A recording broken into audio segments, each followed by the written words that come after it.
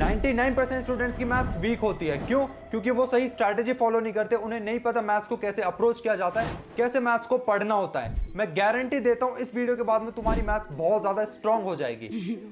Video जहाँ से चालू होती है वहाँ से देखते हैं। करके ही रहूंगा। तो सबसे पहले हम देखेंगे स्ट्रैटेजी के अंदर कवर करेंगे weightage, paper analysis, important chapters and maths की एक डिटेल्ड स्ट्रैटेजी, क्या हैक्स होते हैं, क्या ट्रिक्स होते हैं, सब चीजें देखने वाले हैं। सो फर्स्ट वेटेज की बात करेंगे। अगर क्लास 11th की बात करें तो आपके 45% questions this data is correct, this is correct. पूछे जाते हैं जेईई मेंस एडवांस्ड के अंदर। वहीं पे क्लास 12 से 55% क्वेश्चंस पूछे जाते हैं। अब यार क्लास 12 से इतनी ज्यादा वेटेज क्यों? वो ऑब्वियस रीजन है कि आपके बहुत सारे चैप्टर्स 11th के अंदर बेसिक्स होते हैं जिनका एप्लीकेशन 12th में है, इसलिए 12th से ज्यादा क्वेश्चंस पूछे जाते हैं। Second, paper analysis. अगर आप क्लास 11th के अंदर हो, 12th के अंदर हो, ड्रॉपर स्टूडेंट हो, तो आपको पता होना चाहिए कि जेईई मेंस के अंदर एडवांस्ड के अंदर कितने इजी क्वेश्चंस पूछे जाते हैं, कितने टफ क्वेश्चंस पूछे जाते हैं, कैसे क्वेश्चंस को अप्रोच करना है। अगर हम जेईई मेंस की बात करें तो आपका 20% क्वेश्चंस इजी पूछे जाते हैं, मीडियम 53% है, टफ 27% है, एंड दूसरी तरफ जे एडवांस्ड के अंदर 20%। ऑनेस्टली मैं एक बात बताऊँ तो यार, जितना मैंने आईआईटी की प्रिपरेशन करी अपनी, एंड जितना मैंने अपने दोस्तों को करते हुए देखा और अपने जूनियर्स को भी करते हुए देखा, मेरे टाइम पे तो कोई ऐसा एनालिसिस नहीं करता था कि इतने परसेंट ईडी ईजी आएंगे तो मैं इससे अपनी प्रिपरेशन का स्ट्रेटजी ऐसे बना लेता हूँ। देखते हैं कि इन्होंने क्या बताया है, बट जितना मुझे पता है जनरली मैंने प्रिपरेशन के लिए मैंने हर चीज़ को 100% तक करने की कोशिश करी है कि भाई अपना जो भी चीज़, जो भी कॉन्सेप्ट मैं पढ़ रहा हूँ उसको मैं इसलिए नहीं पढ़ूंगा कि मैं उसका वेटेज ज़्यादा है, उसको मैं पढ़ूंगा इसलिए क्योंकि वो मुझे जल्दी समझ में आ रहा है। जो चीज़ समझ में नहीं आ रही है और उसका वेटेज ज़्यादा है, ज़रूरी नहीं है कि तुम्हें समझ में आ जाए इसका वेटेज ज़्यादा है। Easy questions medium 35% and tough 45%। And अगर आपको जेईई मेंस के क्वेश्चंस अप्रोच करने हैं तो इजी क्वेश्चंस के लिए थ्योरी कर लो, पीवाईक्यू सॉल्व कर लो, मीडियम लेवल क्वेश्चंस के लिए आपको एक्सरसाइज 1 सॉल्व करनी पड़ेगी, साथ में पीवाईक्यू कर लो, टफ क्वेश्चंस के लिए रोहित ने यहाँ पे जो बोला है वो ये बोला है कि इजी क्वेश्चन के लिए थ्योरी पीवाईक्यूज, मीडियम के लिए एक्सरसाइज, आई थिंक मॉड्यूल की बात हो रही है यहाँ पे, और पीवाईक्यूज टफ के लिए जेई एडवांस पीवाईक्यूज। यहाँ पे मैं थोड़ा सा चेंज करना चाहूँगा, मैं बोलूँगा इजी अगर आपको करना है पीवाईक्यूज मत करो, पीवाईक्यूज को एज अ रिविजन इस्तेमाल करना चाहिए। अगर तुम्हें थ्योरी करनी है और उसके साथ कुछ ईजी करना है तो सिंगेज के एक्सरसाइज 1 लगा लो, या फिर तुम्हारी कोचिंग के मॉड्यूल के एक्सरसाइज 1 लगा लो, राइट, या डीपीपी सॉल्व कर लो। वो ज़्यादा बेटर रहेगा एज एन ईजी सवाल rather than PYQs, because PYQs में टफ सवाल भी आते हैं। आपको जे एडवांस के सिंगल करेक्ट मीडियम में यू कैन डू सिंगेज, और बाकी मैथ्स की बात कर रहा हूँ यहाँ पे तो मैं सिंगेज या ब्लैक बालाजी, पिंक बालाजी के क्वेश्चंस कर सकते हो और पीवाईक्यूज कर सकते हो। This is good. क्वेश्चंस मतलब पीवाईक्यूज अच्छे से करने पड़ेंगे।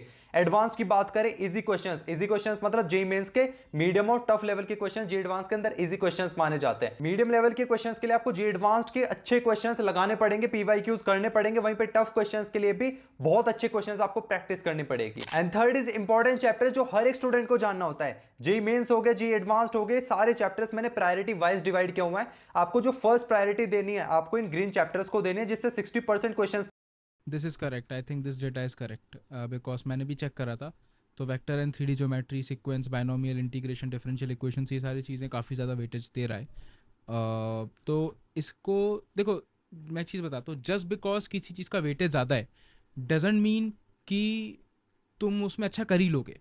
क्योंकि ऐसे तो फिजिक्स में मेरे टाइम पे रोटेशन काफ़ी ज़्यादा पूछा जाता था, लेकिन मेरे को रोटेशन अच्छे से नहीं आता था, राइट। इट इज़ नॉट कि किस चीज़ का वेटेज ज़्यादा है, इट इज़ ऑलवेज कि तुम्हें बेस्ट क्या आता है।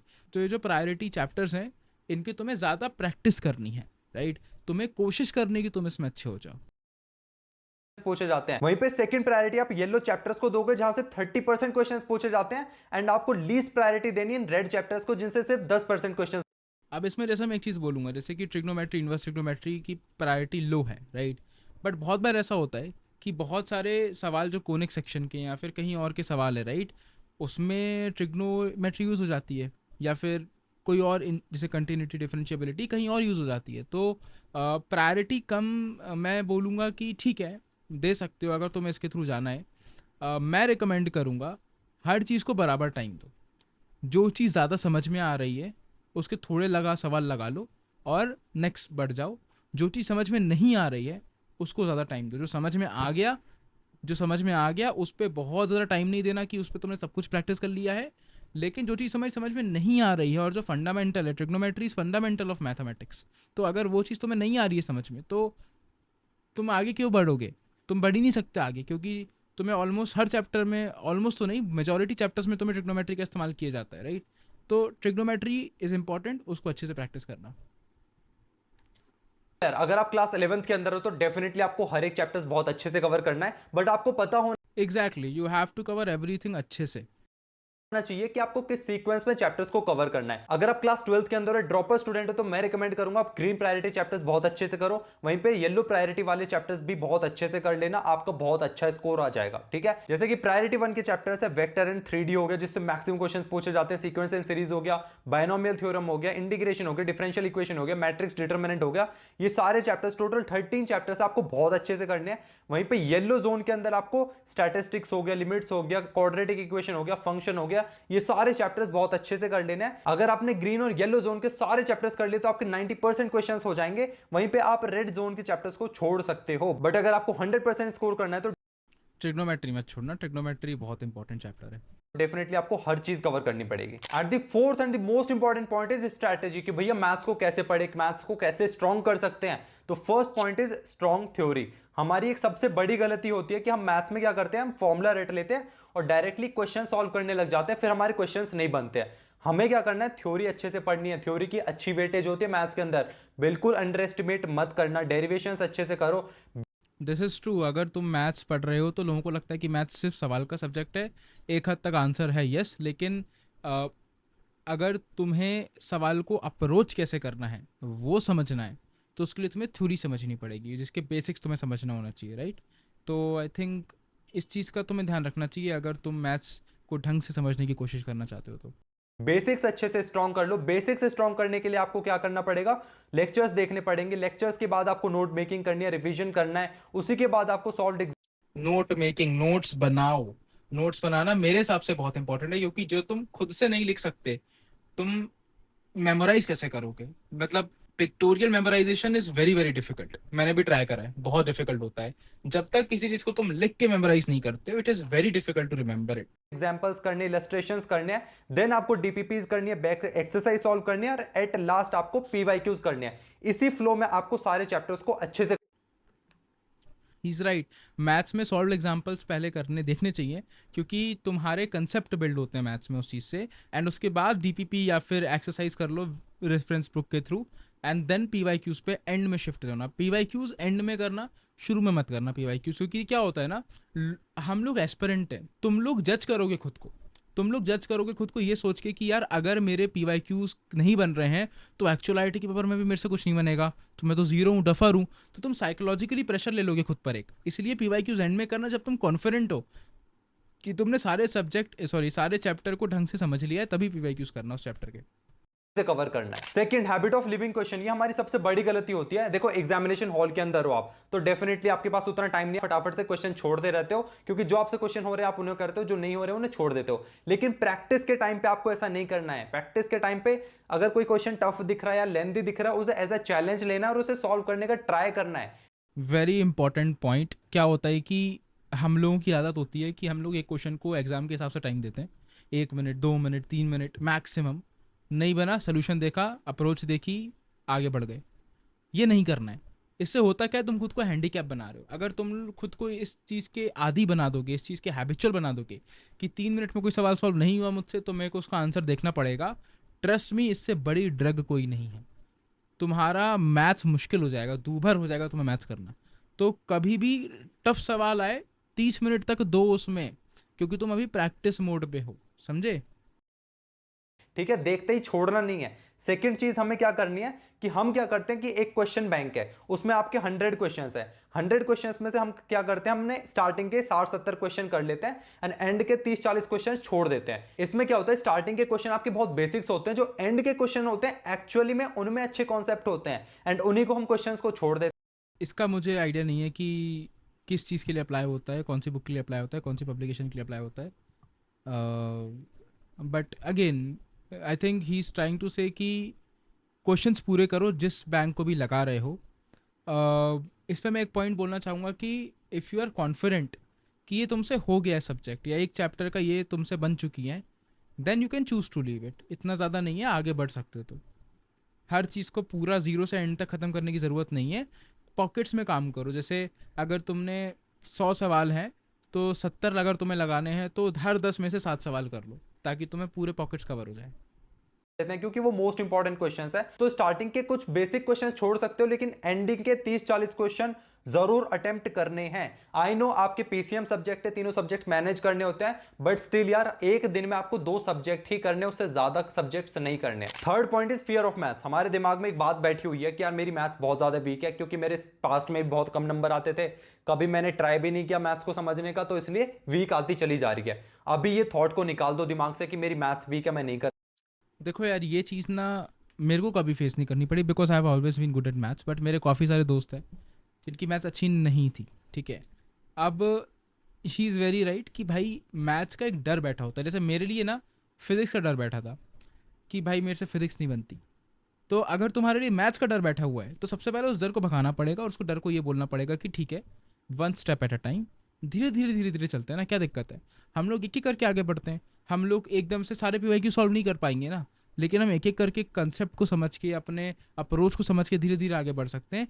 फियर ऑफ मैथ्स को हटाने का एक ही तरीका है, एक प्रॉपर प्लान बनाओ कि जिस भी मैथ्स में तुम्हें किस चैप्टर में तुम्हें फियर है, जैसे कॉम्प्लेक्स नंबर है, उसके कंसेप्ट जितने सारे हैं उनको ब्रेक डाउन करो, सबको एक एक दिन में पढ़ो और उसके सवाल लगाओ, तभी तुम्हारा फियर खत्म होगा। प्रैक्टिस से ही फियर खत्म होगा, तो इसके अलावा कोई सोल्यूशन नहीं है तुम्हारे पास। कर पाऊंगा। ये थॉट को अभी निकालो। अगर आप किसी भी सब्जेक्ट को टाइम देते हो, एफर्ट्स डालते हो उसमें, उसमें कम स्ट्रांग हो। मैथ से तो सेम टाइम एफर्ट दोगे हो जाएगा। प्रैक्टिस तो करेंगे तभी स्ट्रांग होगी। लेकिन एक और चीज समझो, प्रैक्टिस का मतलब ये नहीं होता कि आपने 1000 क्वेश्चन। अगेन कि सिमिलर टाइप ऑफ क्वेश्चंस नहीं करने, सिर्फ सिमिलर टाइप ऑफ क्वेश्चंस तुमने अगर एक तरह के एक ही कंसेप्ट पे 5 से सवाल कर लिए हैं, तुम उसमें महारत हासिल हो गई है। उसके 50 सवाल करके फील गुड मत करना कि 50 सवाल मैंने 100% एक्यूरेसी से सॉल्व कर लिए मैथ्स के। आज नए क्वेश्चन सेट करना बहुत ज़रूरी है। लगा दिए उन पेपर के अंदर, तो आप इन न्यू क्वेश्चंस को भी अटेम्प्ट कर लोगे। नए क्वेश्चंस को अटेम्प्ट करना ज़रूरी है। प्रॉब्लम सॉल्विंग स्किल्स इनहेंस हो चुकी। यस, प्रॉब्लम को अप्रोच कैसे करें। तुम लोग बोलते हो ना कि भैया मैं मैथ्स के सवाल लगाता हूँ उन्हें को, लेकिन सवाल बनते ही नहीं है, समझ ही नहीं आता अप्रोच कैसे करूँ। इसलिए अप्रोच नहीं होती क्योंकि तुम्हें क्या आदत है, एक फॉर्मूला दिया है, उसमें वैल्यू डालो, आंसर निकालो। तुम्हें उसको अप्रोच करने की आदत नहीं आई है, तो वो तब तक नहीं आएगी जब तक तुम खुद बिल्ड नहीं करोगे ना उसे। इसलिए एक्स्ट्रा प्रॉब्लम्स जो कि नए तरीके की प्रॉब्लम्स है वो बहुत ज़रूरी है अटेम्प्ट करना। है। जरूरी नहीं जो टाइप के आपने क्वेश्चंस किए सिर्फ वही क्वेश्चंस आप पेपर में करके आओगे। अगर आपकी प्रॉब्लम सॉल्विंग स्किल्स डेवलप हो जाती है, तो जो क्वेश्चन आपने ऑलरेडी नहीं किए फिर भी आप उन क्वेश्चंस को अटेम्प्ट कर लोगे पेपर में। ये होती है प्रैक्टिस की power. Last but not least, develop procedure. जब भी तुम्हारा टीचर एक सॉल्यूशन लिखवाता है, एक क्वेश्चन का सॉल्व कराता है, तो आपको सॉल्यूशन के बगल में एक अप्रोच लिख लेनी है कि कैसे कैसे स्टेप्स में वो क्वेश्चन सॉल्व किया। फॉर एग्जांपल, जैसे आपको ए इनवर्स निकालना है, ए इनवर्स के क्या स्टेप्स होते हैं। आप पहले डिटरमिनेंट ऑफ ए निकालोगे, कोफैक्टर निकालोगे, सेकंड स्टेप में एडजॉइंट ऑफ ए निकालोगे, एंड थर्ड स्टेप में आप ए इनवर्स का फॉर्मूला लगा के सॉल्व कर दोगे। अब ये I think it's not that. देखो, IIT की प्रिपरेशन का पूरा मतलब यही होता है कि तुम बहुत कम स्टेप्स में आंसर निकाल पाओ। अगर तुम उन बच्चों में से हो जिसको हर चीज़ की स्टेप की ज़रूरत पड़ती है, तब तो ठीक है। नहीं तो पूरे सवाल का एकदम अच्छे से एकदम बड़ा, मतलब बोर्ड्स की प्रिपरेशन नहीं कर रहे हो तुम JEE की प्रिपरेशन कर रहे हो। It's not that important. लेकिन हाँ, अपने वर्ड्स में, जैसे उसने बोला, अपने वर्ड्स में लिख लो, थोड़े बहुत स्टेप्स लिख लो, लेकिन पूरा लिखने की ज़रूरत नहीं है। थोड़े बहुत स्टेप्स लिख दो कि ऐसे ऐसे हो जाएगा, एंड मूव ऑन। अब इस क्वेश्चंस को अगर कैलकुलेशन वाइज करने जाओगे तो एक पेज लॉन्ग भर जाएगा, लेकिन आपने एक छोटी सी अप्रोच लिख ली, इसे याद रखने में बहुत आसानी होगी और बहुत long term I think he covered it कि एक छोटी सी अप्रोच ही लिखनी है। तक याद रख पाओ। डेफिनेटली रिकमेंड करूंगा, आपकी फर्स्ट प्रायोरिटी कोचिंग का मटेरियल होना चाहिए, उसी के साथ में आप पीवाई को सॉल्व करो मोर देन सब। अगर तुम्हारी कोचिंग की मटेरियल अच्छे नहीं हैं तो रेफरेंस बुक्स पे जाओ, बिकॉज रेफरेंस बुक्स तुम्हें काफ़ी हेल्प करेंगी। सफिशिएंट होगा। बट अगर आप मेरे जैसे स्टूडेंट जो सेल्फ स्टडी करता है या यूट्यूब से पढ़ाई करता है, तो मैं कुछ बुक्स रिकमेंड करूंगा, आप उन्हें परचेज कर सकते हो। तो सबसे पहली बुक, आप IIT की तैयारी करते हो, कोचिंग से कर रहे हो, सेल्फ स्टडी कर रहे हो, आपको ये बुक जरूर परचेज करनी है। प्रीवियस ईयर क्वेश्चंस की बुक मैं रिकमेंड करूंगा आपको अरिहंत की लास्ट 23। नो पेड प्रमोशन यार, बट अरिहंत की मैंने भी करी है फॉर आई थिंक, पता नहीं 20 ईयर्स 40 ईयर्स कुछ बुक होगी, मेरे को याद नहीं एग्जैक्ट नाम। अरिहंत की बुक मैंने भी करी है, ले सकते हो। ईयर्स के टॉपिक वाइज क्वेश्चन है, इसके साथ में आपको हर एक क्वेश्चन का डिटेल्ड सॉल्यूशन मिलेगा। सो ये मैथ्स एडिशन है, इसी के साथ में केमिस्ट्री और फिजिक्स का। एंड अगर आप फिजिक्स केमिस्ट्री मैथ्स के सारे बताऊंगा, सबसे पहले हमें सबसे बड़ा चैलेंज आता है फॉर्मूला रिवीजन करने में, कि भैया मैथ्स के अंदर इतने सारे फॉर्मूले मैं कैसे याद करूं। तो आप फॉर्मूला रिवीजन करने का बेस्ट तरीका बताता हूँ जो मैंने करा है। एक मैंने बहुत ही बड़ा रजिस्टर बनाया था, उस रजिस्टर के मैंने इतने से ही पेज भरे थे, इतना बड़ा रजिस्टर था, पेज इतने ही भरे थे, लेकिन उस एक पेज में 11th के स्टार्टिंग से लेकर 12th के एंड तक जितने भी फॉर्मूले थे, ठीक है, वो मैंने बिल्कुल एक से लेके एंड तक लिख डाले। आई थिंक 400-500 फॉर्मूला जितने भी होंगे, आई डोंट रिमेंबर, 400-500 तो नहीं थे, 200 कुछ फॉर्मूले होंगे शायद से, तो मैंने पूरे लिख डाले। तो तुम्हें भी यही करना चाहिए, एक शॉर्ट नोट्स करके कॉपी बनाओ बड़ा सा, और उसमें पूरे लिख डालो, और उसको बस एक बार पन्ने पलटना है तुम्हें। मुश्किल से 10 मिनट लगेंगे तुम्हें ऐसे करके पूरा मैथ्स रिवाइज करने में। आपको क्या करना है, आपको एक फॉर्मुला लिस्ट बना लेंगे, उस फॉर्मुला लिस्ट के अंदर हर चैप्टर के आपके फॉर्मुला आ जाएंगे, उसके साथ आपकी ट्रिक्स आ जाएंगी, एंड उन फॉर्मुला लिस्ट को डेली 5 से 10 मिनट रिव्यू। वही सेम चीज़, 10 मिनट रिव्यू करो, फॉर्मूला लिस्ट बनाओ। सारे टाइप्स के क्वेश्चंस है, तो मैं हर टाइप के क्वेश्चंस को कैसे याद रखूं, देखो तो मैं हर टाइप के क्वेश्चन को याद करने का एक हैक बताता हूं। आपको क्या करना है, जब भी आपका टीचर कोई क्वेश्चन पढ़ाता है, उसका सोल्यूशन लिखवाता है, उस सोल्यूशन के साइड में आपको एक छोटा सा एक एल्गोरिदम, एक अप्रोच लिख लेनी है कि इस क्वेश्चन को कैसे स्टेप्स में अप्रोच करना है। हर एक क्वेश्चन के लिए, हर एक टाइप के क्वेश्चन के लिए आपको ऐसा करना है। इससे क्या होगा, आप सारे टाइप के क्वेश्चन को उस अप्रोच के थ्रू आप रिमेंबर कर सकते हो, रिकॉर्ड। बेसिकली ही सेइंग कि जैसे तुमने पहले छोटे सोल्यूशन लिखे थे, सेम चीज़ करना है, बट अप्रोच कैसे होती है उसको एक वर्ड में लिख लो। I have never tried this, but you can try. And 100 questions के लिए ट्राई करो, काम करे तो स्केल कर दो, बढ़िया पूरे प्रिपरेशन में लगा दो, नहीं करे तो याद कर लो। कॉल कर सकते हो, जो कि एग्जाम के टाइम पे बहुत हेल्पफुल होने वाला है। And the last is revision करने का बेस्ट मेथड है प्रैक्टिस, एंड मैथ्स में तो स्पेशली प्रैक्टिस ही करनी होती है। जितनी ज्यादा प्रैक्टिस करोगे, प्रैक्टिस से मैथ्स अच्छी नहीं होती, घनघोर प्रैक्टिस से मैथ्स अच्छी होती है। उतना ज्यादा आपके लिए अच्छा होगा। देखो प्रैक्टिस में भी एक होते हैं बच्चे, मैं सेम टाइप के क्वेश्चन करता जा रहा हूं, मैंने कोचिंग में भी वही क्वेश्चन कर लिए, मैंने घर पे भी वही क्वेश्चन कर लिए। ऐसी अप्रोच होनी चाहिए, ठीक है, आपको सेम टाइप के क्वेश्चन करने चाहिए, बट आपको कुछ यूनिक क्वेश्चन भी करने हैं, कुछ टफ क्वेश्चन भी करने हैं, कुछ एडवांस लेवल के क्वेश्चन भी करने हैं, जिससे कि आपकी प्रॉब्लम सॉल्विंग स्किल्स डेवलप होगी, एंड एट द एंड आपका क्वेश्चन प्रैक्टिस के थ्रू रिवीजन भी हो जाएगा, सारे फॉर्मुला भी रिकॉल हो जाएंगे। सो गाइस, यही था आज की वीडियो में। आई होप आपके लिए समझ गए?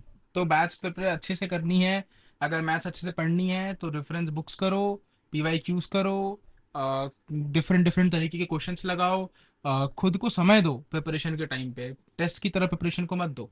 अगर तुम घर में प्रैक्टिस कर रहे हो सवालों की तो उस हिसाब से प्रैक्टिस करो, टाइम दो सवालों को, नहीं बन रहा है तो टाइम दो, प्रॉब्लम सॉल्विंग स्किल एनहांस करनी है, याद रखना, ठीक है? जाओ काम करो।